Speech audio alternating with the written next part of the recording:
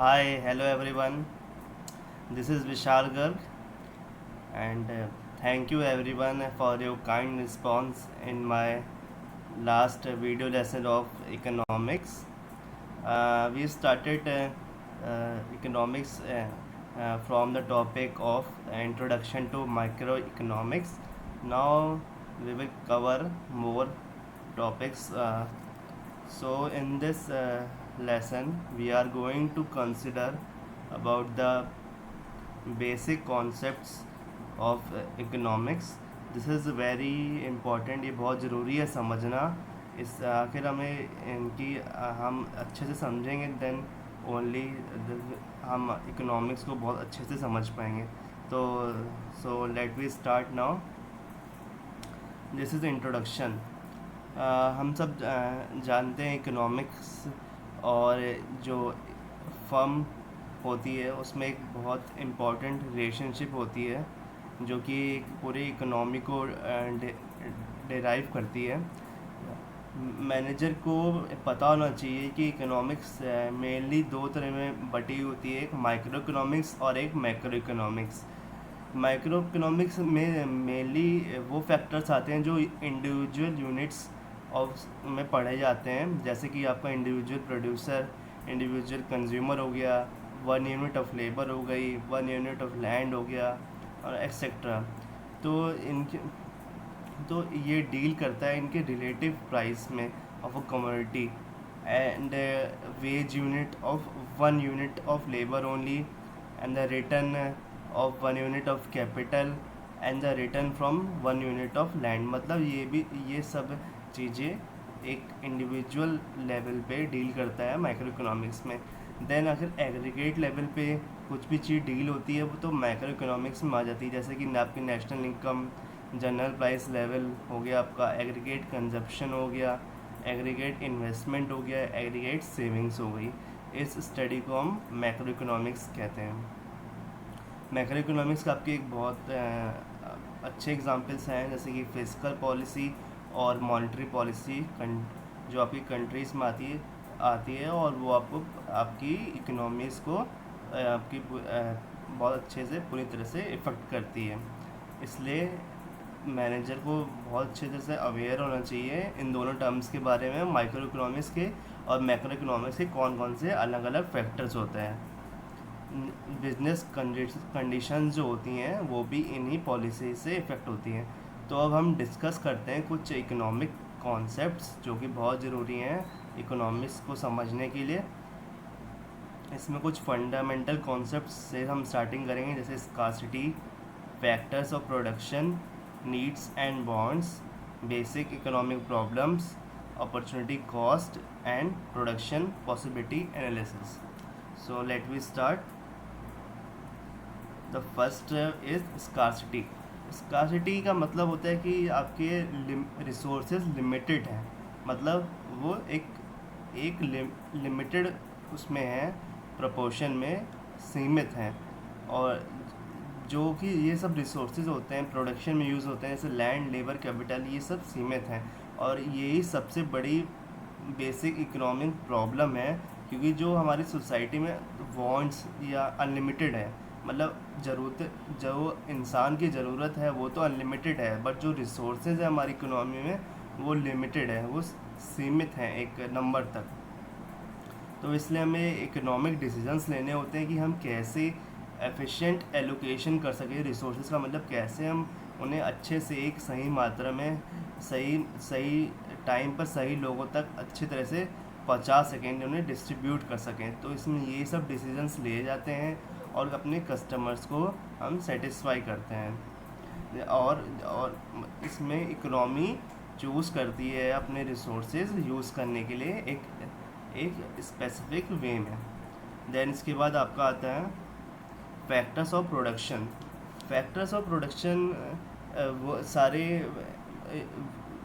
वो फैक्टर्स होते हैं जो कि प्रोडक्शन में यूज़ होते हैं गुड्स एंड सर्विसेज के लिए टू अर्न इकोनॉमिक प्रॉफिट। ये फैक्टर्स होते हैं मेनली 4 तरह के: land, labour, capital and entrepreneur.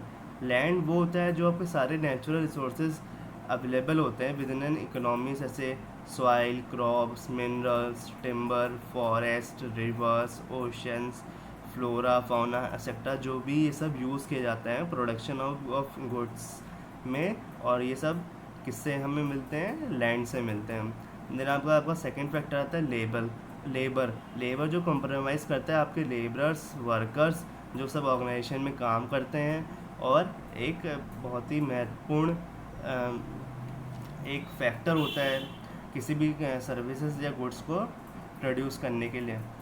Then इसके बाद आपका था इसके बाद आता है आपका कैपिटल रिफर करता है जो कि आपका मैन मेड फिजिकल गुड्स होता है, जो आपको यूज़ किया जाता है production of goods and services में, जैसे कि आपकी बिल्डिंग हो गई, मशीन्स हो गई, इक्विपमेंट्स हो गए, कंप्यूटर्स, टूल्स, फैक्ट्रीज हो गई, रोड्स हो गए, एक्सेट्रा। और इसमें आके आके कोई मॉनेटरी सोर्सेज है तो वो भी कैपिटल में इंक्लूड हो जाती है।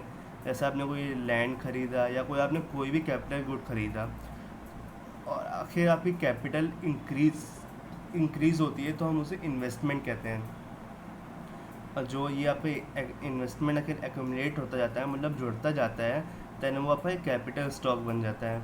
और ये मतलब इसमें होता है कि flow of capital services from this capital stock, जिसकी वजह से हम प्रोडक्शन को कर पाते हैं, कोई भी ऑर्गेनाइजेशन प्रोडक्शन कर पाती हैं। देन इसके बाद आता है एंटरप्रेन्योर वो इंडिविजुअल होता है, वो पर्सन होता है जो एक आइडिया लेके आता है, और एक स्पेशल स्किल्स होती हैं इसके बाद, जो प्रोड्यूस करता है डिफरेंट गुड्स एंड सर्विसेज को, अटेम्प्ट करता है कि वो प्रॉफिट अर्न करे और कस्टमर्स को सेटिस्फाई करे by combining all the factors of the production. इसमें उस एंटरप्रेन्योर को रिस्क लेता है, जब भी उसे रिवॉर्ड भी मिलता है, और ये सब चीज़ें एंटरप्रेन्योर को बिलोंग करती हैं। देन आपके इसके बाद आता है नीड्स एंड वांट्स। हमें सबसे पहले इन दोनों का डिफरेंस समझना होगा, इन दोनों का मीनिंग समझना होगा।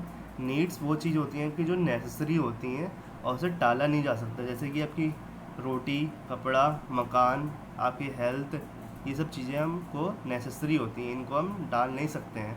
जबकि आपकी जो वांट्स होती हैं वो नेसेसरी नहीं होती है और उन्हें हमें कुछ समय के लिए टाल सकते हैं, मतलब वो इलास्टिक होती हैं नेचर में। जैसे कि लग्जरियस कार्स हो गई, आप कुछ दिन बाद भी ले सकते हो, ज़रूरी नहीं है कि आपको तुरंत लेनी है। डिज़ाइनिंग क्लोथ्स हो गए, फर्निश्ड हाउस हो गया, ये सब हम कुछ समय के बाद भी ले सकते हैं और अपनी ज़रूरत को पूरा कर सकते हैं। आखिर इससे रिलेटेड इम्पॉर्टेंट डिसीजन लेना होता है कि हम रिसोर्सेज को कैसे एलोकेट करें प्रोडक्शन के लिए, जिससे कि एक इंडिविजुअल की नीड्स एंड वांट्स फुलफ़िल हो सकें, और जो विद द स्कार्स रिसोर्सेज हम सेटिस्फाई कैसे करेंगे अपनी नीड्स एंड वांट्स को। ये जनरली 3 स्टेप्स इंक्लूड करता है। जैसे फर्स्ट पहले प्रोडक्शन होगा सारा गुड्स एंड सर्विसेज का through the factors of production. Then आपकी डिस्ट्रीब्यूशन हो जाएगा गुड्स एंड सर्विसेज का मार्केट में।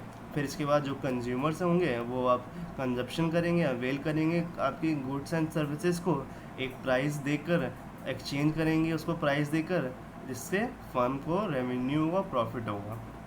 देन इसके बाद बेसिक इकोनॉमिक क्वेश्चंस आते हैं या फिर बेसिक इकोनॉमिक प्रॉब्लम्स आते हैं। हम सबको पता है कि इकोनॉमी में हमारे रिसोर्सेज बहुत लिमिटेड हैं और जितने वांट्स हैं वो अनलिमिटेड है। तो इसमें एक प्रॉब्लम ऑफ चॉइस होता है, कैसे हम एलोकेट करें रिसोर्सेज को, ऑप्टिमम एलोकेशन ऑफ रिसोर्सेज करें। तो सारी जो इकोनॉमीज़ होती हैं अलग अलग कंट्रीज़ की, वो 3 तरह के क्वेश्चंस को डील करती हैं। How to produce, what to produce and for whom to produce. चाहे कोई भी तरह की इकोनॉमीज़ होती हैं, ये प्रॉब्लम और चॉइसेस सबके लिए सेम रहती है।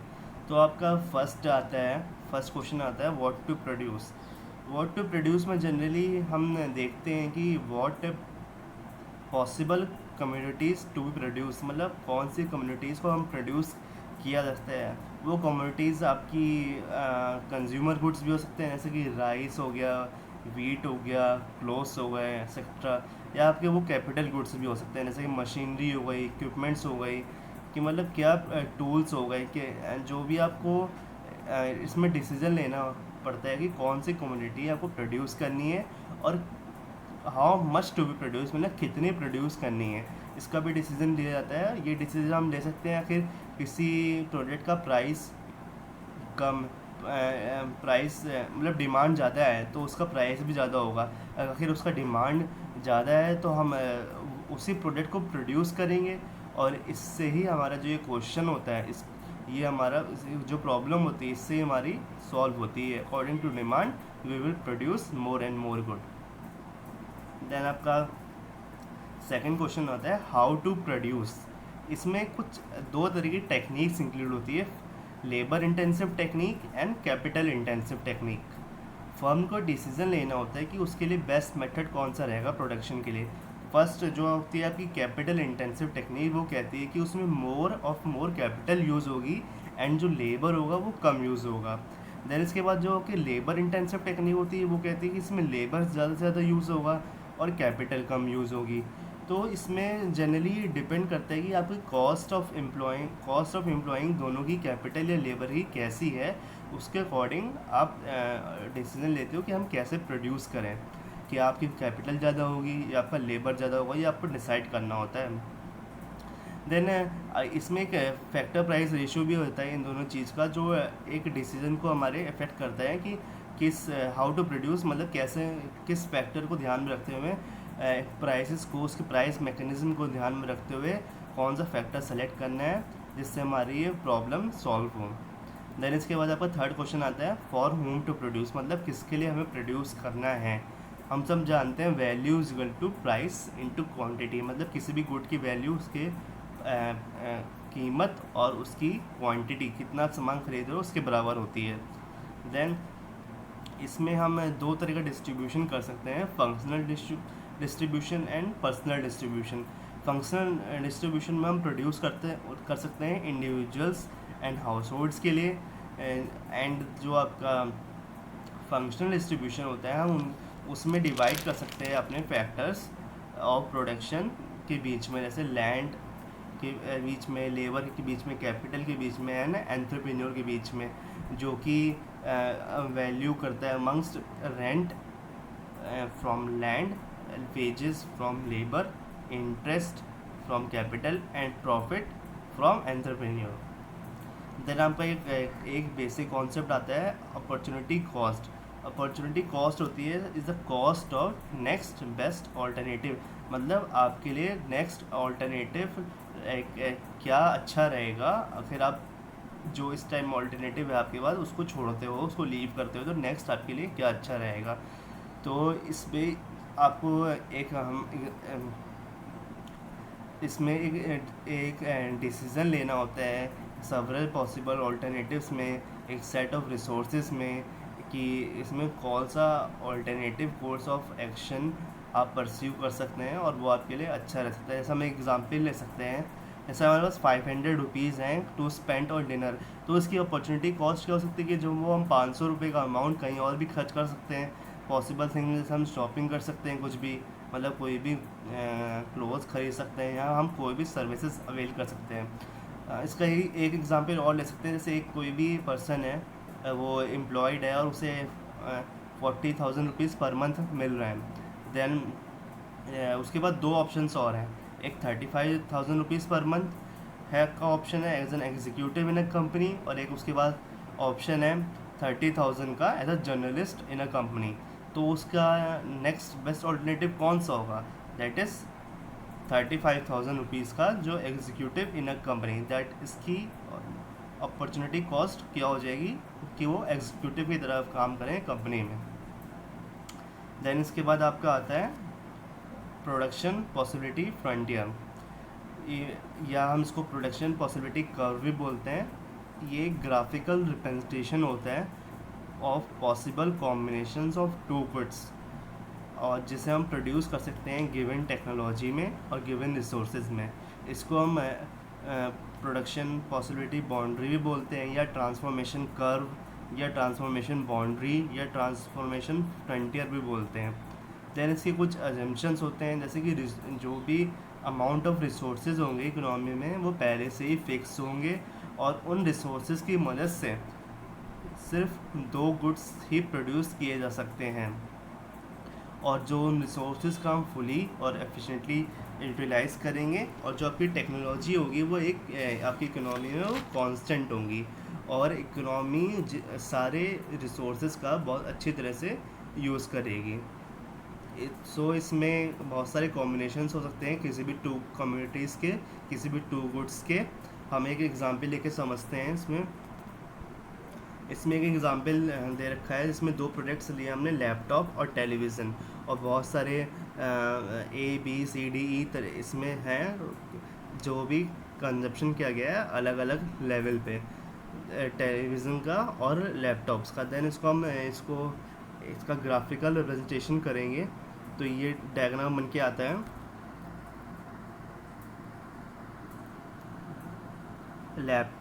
एक्स एक्सिस पे हमने लैपटॉप लिए हैं और वाई एक्सिस पे हमने टेलीविज़न लिया है।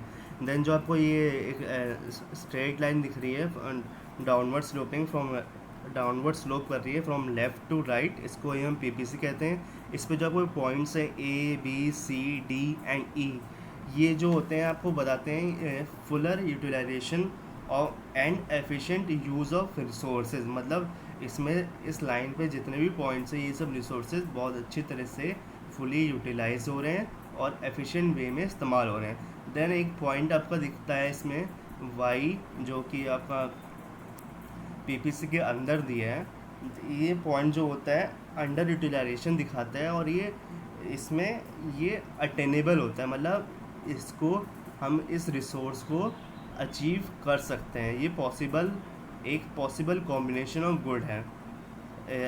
इसमें वाई दिखाया गया है कि हम 200 लैपटॉप्स एंड 200 टेलीविज़न ले, दैट इज़ पॉसिबल। और इसमें जो एक एक्स पॉइंट दिखाया गया है वो इम्पॉसिबल टू अचीव पॉइंट होता है, वो अनअटेबल कॉम्बिनेशन हो गया। जैसे 600 लैपटॉप्स और 300 टेलीविज़न, दैट इज़ ये आपका अनअटेबल कॉम्बिनेशन हो गया। सो PPC ये दिखाता है कि it is downward sloping from left to right and it is concave from origin because of limited resources। PPC में इसमें हम एक बार फिर से चार्ट देखते हैं तो इसमें ये बताता है कि आप देखिए इसमें 0 है लैपटॉप्स, देन टेलीविज़न 400 है, देन B आपका 200 है, टेलीविज़न 300 है, देन C में आपका 400 है एंड 200 है, देन D में आपका लैपटॉप 600 है, टेलीविज़न 600 है, देन E में आपका लैपटॉप 800 है, टेलीविज़न 0 है। इसका मतलब क्या है कि जैसे जैसे एक more of one good can be produce by taking of the resources from the another good, मतलब जैसे जैसे एक गुड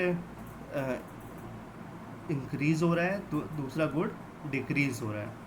जैसे लैपटॉप 0 से स्टार्ट होकर 800 पे ख़त्म हुआ एंड टेलीविज़न 400 स्टार्ट होकर 0 पे ख़त्म हुआ। इसका मतलब ये कि इन्वर्स रिलेशनशिप होती है इन दो गुड्स की क्वांटिटीज़ में, जो कि क्वांटिटीज़ में जो चेंज होती रहती है, एक ज़्यादा होगा तो एक कम होगा। सो प्रोडक्शन पॉसिबिलिटी फ्रंटियर से इसमें चॉइसेस दिखाता है और अपॉर्चुनिटी कॉस्ट होता है कि कैसे इकोनॉमी में हम प्रोड्यूस कर सकते हैं टू इक्विलिब्रियम गुड्स। देन तो हमने इस लेसन में पढ़ा है कि हम स्कार्सिटी के बारे में पढ़ा, जो बताते हैं कि अनलिमिटेड वांट्स होती हैं, लिमिटेड रिसोर्सेज होते हैं। देन हमने प्रॉब्लम ऑफ चॉइस पढ़ा, मतलब what goods to be produce, कि हमें कौन सा गुड प्रोड्यूस करना है, कैसे प्रोड्यूस करना है एंड किन के लिए प्रोड्यूस करना है। ये सब डिसीजंस लिए जाते हैं इकोनॉमी में, एंड इन्हीं को 3 बेसिक इकोनॉमिक क्वेश्चंस के नाम से मेनली जाना जाता है। सो these are the main economic concepts. So thank you everyone for this lesson. We will consider other topics in our for next lessons. So thank you everyone for your kind support. Please subscribe and like Gurukul E-School. So thank you everyone and be happy.